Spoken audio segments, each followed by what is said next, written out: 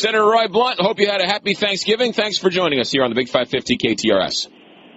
Hey, McGraw, good to be with you, and we did have, and we'll see what Christmas looks like depending on whether Congress gets its work done or not. Let's talk about that because so much talk about this doomsday scenario. This is the only thing the Republicans and the Democrats actually agreed on.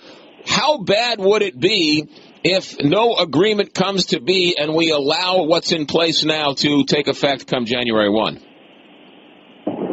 Well, it would be bad for the economy. There's no question about it, and certainly bad for the economy if you're still at that place on February 1. There's always the possibility that and by February 1 you've turned some of these things back around, which I assume is what the president would want to do.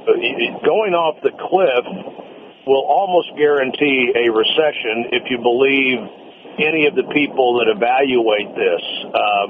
There's a Ernst & Young study out that says if we do this, it'll cost 700,000 jobs if we do what the president wants to do. There's a CBO study that says if we just go off the cliff, which is even more than the president wants to do, it'll cost 2% in growth, and the economy's not growing by 2%. So by definition, that pushes you into a recession, and surely that's not what the president wants to do.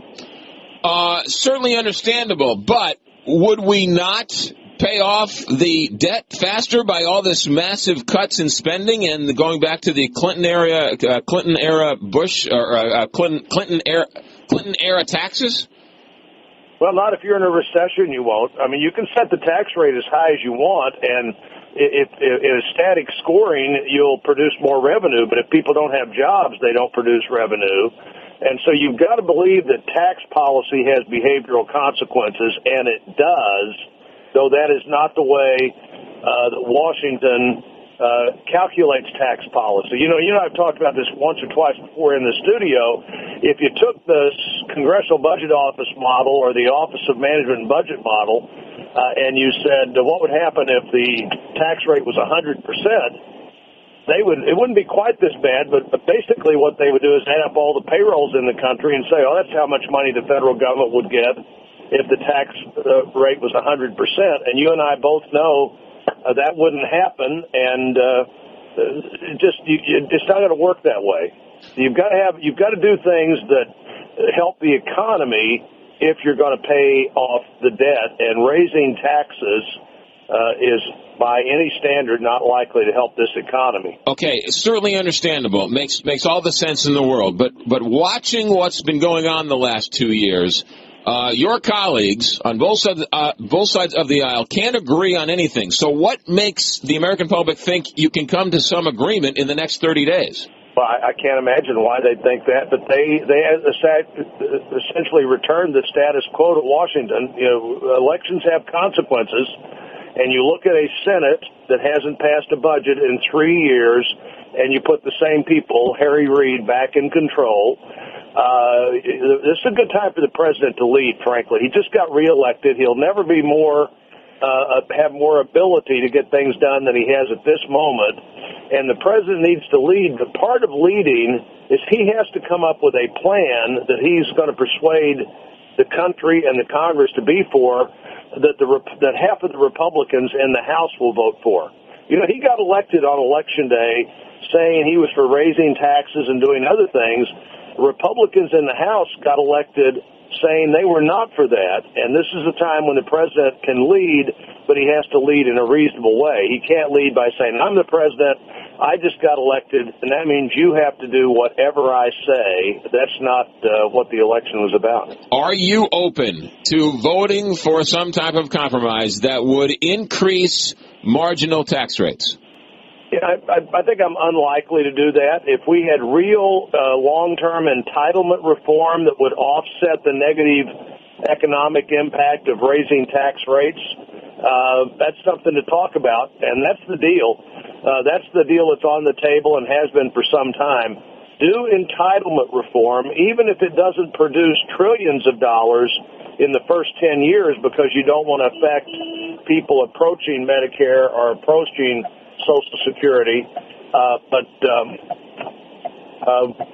do that entitlement reform, and then tax rate increases, the economic benefit when people look at our economy and say, oh, the Americans, whether you live here or live somewhere else, the Americans have decided to do responsible things would offset some of the negatives of raising tax rates.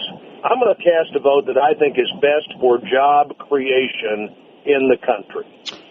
What's your best guess? Do you think a deal will get done, or are we going to go over come January 1? I think we need to figure out how to reach the right kind of compromise here. Doesn't look very good to me right now. I think it's very possible that we go over the cliff and then come back in January and say, oh, my God, the stock market, look what happened to every other way you measure the economy.